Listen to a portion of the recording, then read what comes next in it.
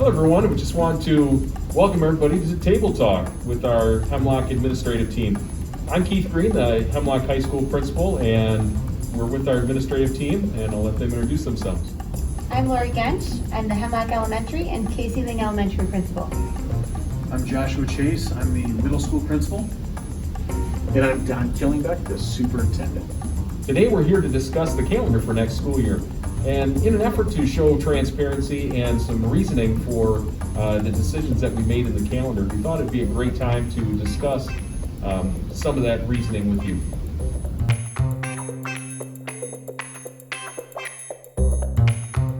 We're here to discuss this calendar for next school year. We understand that there is some controversy and discussion about what were some of our thoughts when we come up with this calendar. So in an effort to show transparency and let you understand what some of our reasonings are, we decided to sit down in our table talk today to discuss our reasoning. So as your school superintendent, I just want to say first and foremost that if you're upset about the idea of starting school early, that it's not the building principal's fault. We have a process that we use to look at the calendar, examine it, and quite frankly, when it comes to the start date, I was originally advocating for a much earlier date, August 9th, or even earlier than that if possible. The reason being is the last normal day of school for our kids was March 12th. And I long for the time that my kids, your kids, our kids can come back to school in a normal fashion, or as normal as possible. You know, so one of the reasons behind that was to get our kids here sooner rather than later. I also do want to clarify that this is what I would deem as a COVID-19 relief calendar. This is not an attempt for a year-round school or balanced calendar, although not going to refute or debate data or studies that are out there. This is really about what's best for our students and for our children in 2021.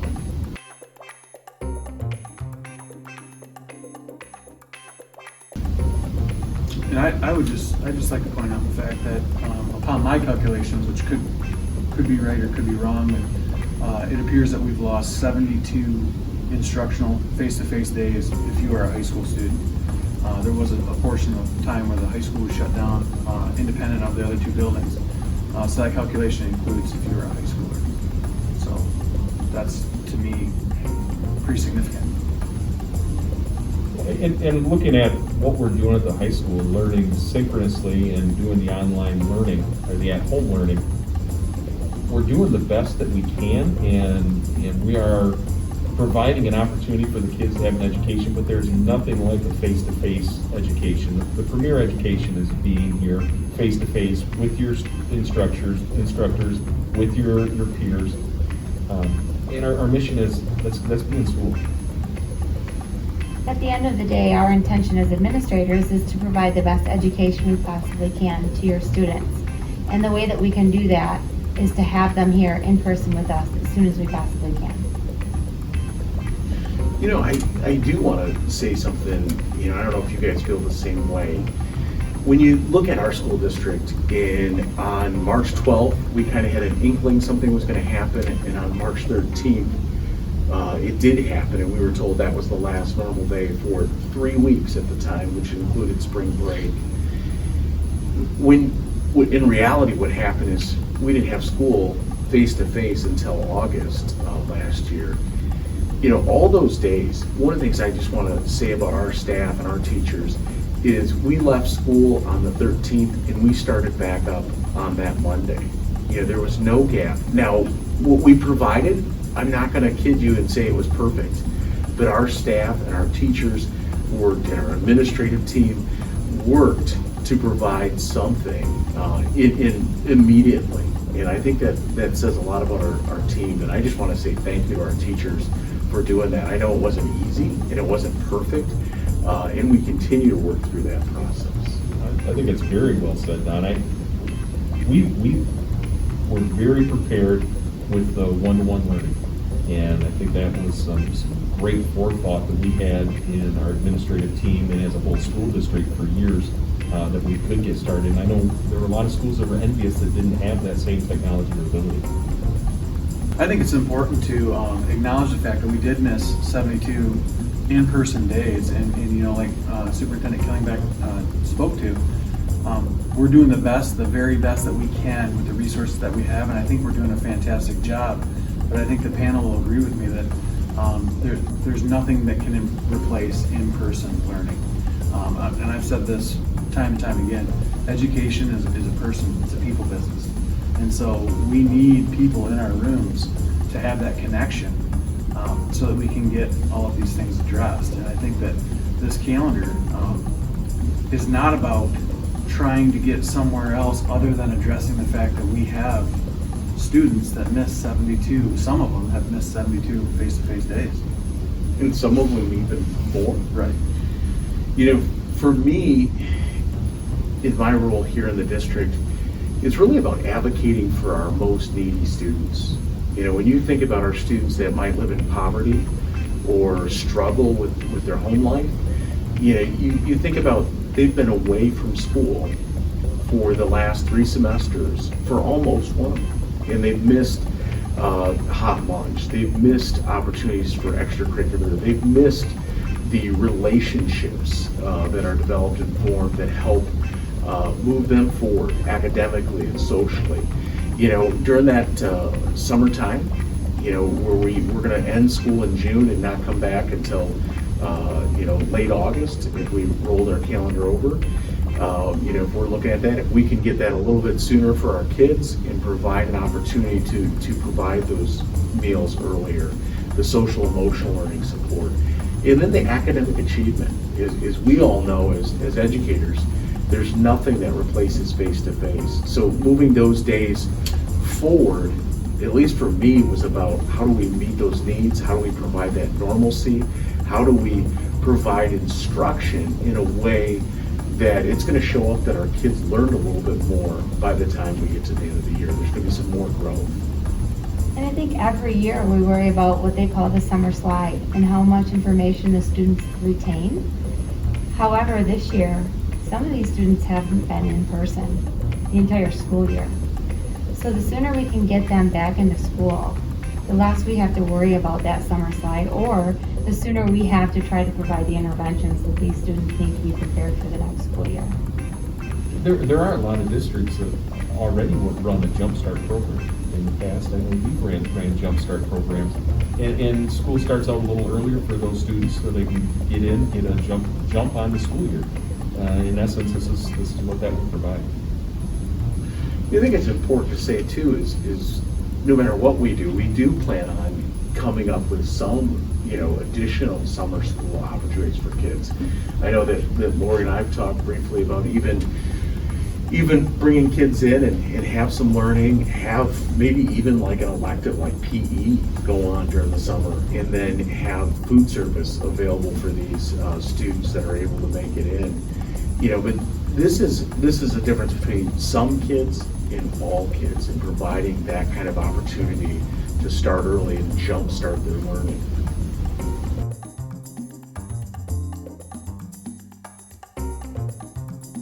I know for my benefit, being the newest administrator on the team, I was forced to learn a lot very quickly.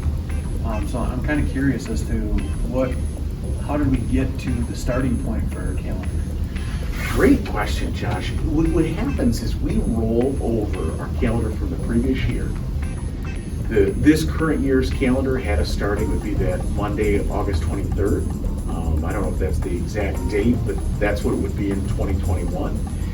And our Board of Education adopted that calendar in February of 2020 before COVID. So we take that calendar, we roll it over to this year, or when I say this year, 21, 22, and then we start to examine it. We examine it to make sure we have the county breaks for Christmas and spring break. We examine our professional development days. We do a lot of work.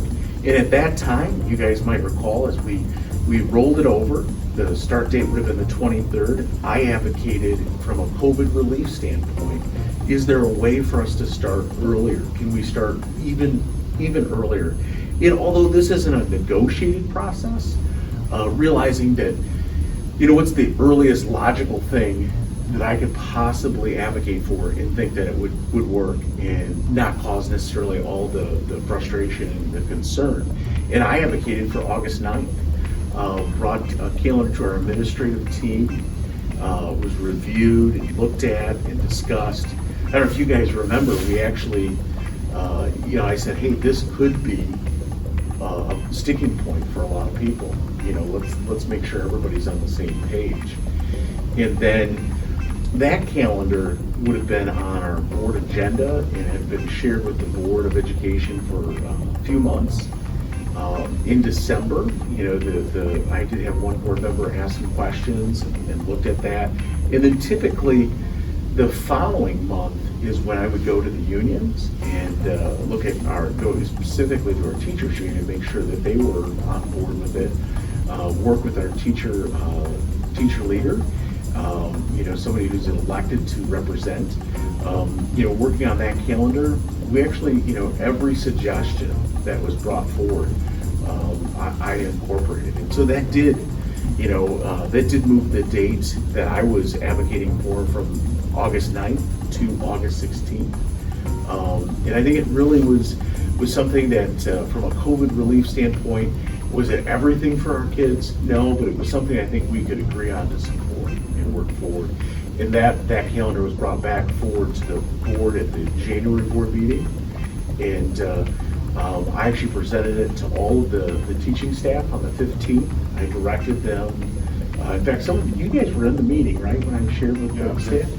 Yeah, so I, at that point, said, hey, if you got questions or concerns, please utilize our process and work with our union leaders and get that back, feedback through that channel.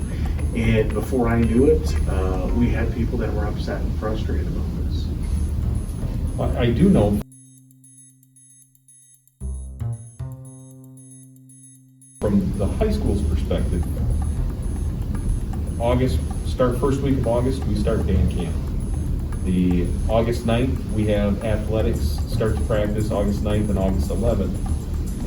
When we start in August, I already have 75% of my kids are already coming back to school for some other means. So from a high school perspective, the calendar fits into what their extracurriculars are already needing. So Keith, if they're already there, is it going to negatively impact those events, band camp or sports at all? Or would this be a good thing for the extracurriculars? It's going to fit into their practice times. Those camps would be, would be able to be incorporated right inside the class. Or an after-school program, just like practice already starts out at 3 o'clock for football or for track or for cross-country. So it would merge right in. Speaking from a parent, I have kids in the district as well. Mr. Killenbeck, could you highlight some of the important points of the calendar or some of the changes in this year's calendar? Yeah, so really, we rolled it over, and then, as you guys heard, I advocated for the 9th.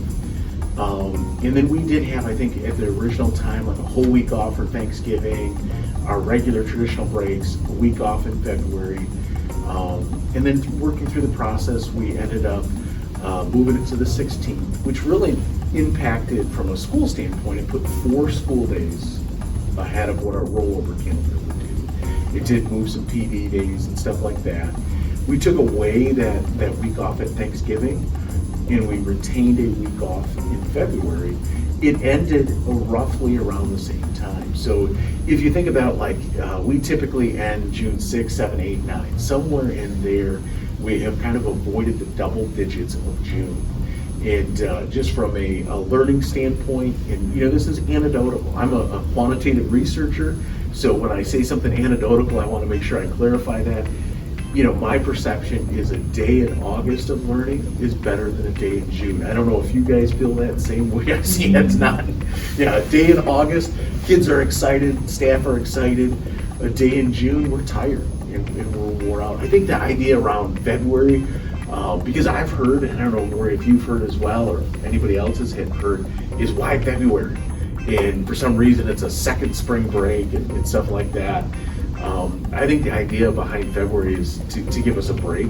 If we had a winter like we're having right now, February would make great sense. Now, does February necessarily have to be a sticking point? I don't think so. I don't know. I'm not the calendar expert. I will be the first to admit that. So can I just ask one question? We're not talking about adding more school days than normal then, right? No, actually, that's a great question. Our state superintendent from, Michigan Department of Ed, is advocating more days of school.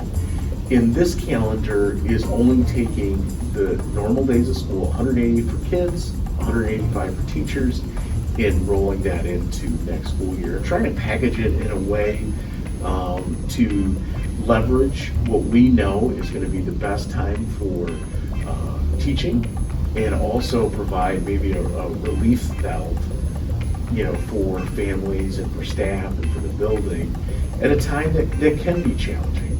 If we don't have snow days and we don't have remote Fridays next year and all these other distractions, you get to February and people are tired. And so the building's tired. It's a great time to sanitize and clean. I've heard people say I don't have money for 2 spring breaks, and I've got 4 kids myself, and I can assure you I don't have the finances for 2 spring breaks, nor would I plan on one. From my personal standpoint, if that was the case, I'd probably look at a vacation in February and some yard work in April instead of vice versa.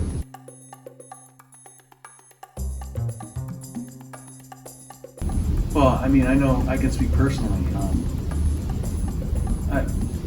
I love to be able to make somebody's day by answering a question maybe that they have about my building or our school district.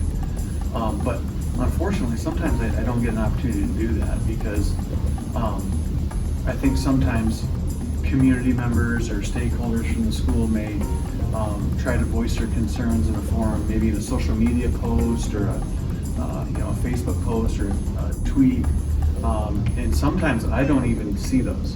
I don't get a chance to address them. So I just think, from a communication standpoint, we're all available. We all have emails that are easily seen on our website. Our building phone numbers are on those. Just reach out and give us a call. Send us an email. We'd be glad to get back to you.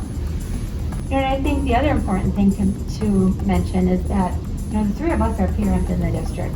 We live in the community of Hemlock, and we are a part of some social media and see things that are said or false information being shared. And we want to make ourselves available. We want to answer your questions like Mr. Chase had shared. But we're also human beings. And we're not perfect, but we also have the best of intentions and want the best for the students, the families, and the community as a whole. Yeah, I think that when somebody goes to social media over giving one of you guys a call or me, one of the things that it does is it creates this sense of knowledge that's out there. And one of the things I find is sometimes that knowledge isn't initially accurate. Sometimes it's not correct. Sometimes it is correct. We've hashtagged the best place for school news is the school in the past. And I really think that if there's a problem or concern, we really want people to reach out to our building principals. They can reach out to me. We're here to serve our community, our families, our staff. And so if there is a question, you just hope that people would reach out and use, and maybe we're just old-fashioned. I'm sorry.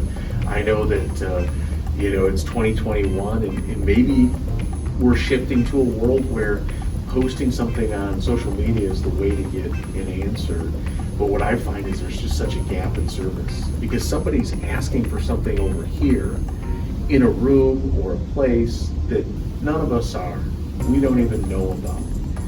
And there might be some frustration or some need that we could address, and if it was brought right to us. And then the other thing I find it's happened to all of us is that sometimes people that haven't talked to anybody are communicating and saying, I heard, or I heard this, or I know this, and it's not accurate. And so I think that's really important that school news comes from the school. And if that means we've got to do a better job with communicating, we'll continue to do what we're doing, and we'll do even more. I want to thank everybody for joining us for our table talk today. And we wanted to explain to you some of our reasoning and that we're still in the process of developing this calendar for the 21-22 school year. And just a reminder to everyone, if you do have a question that concerns us, contact the school. We're here, always here to help. And I always close, go Huskies!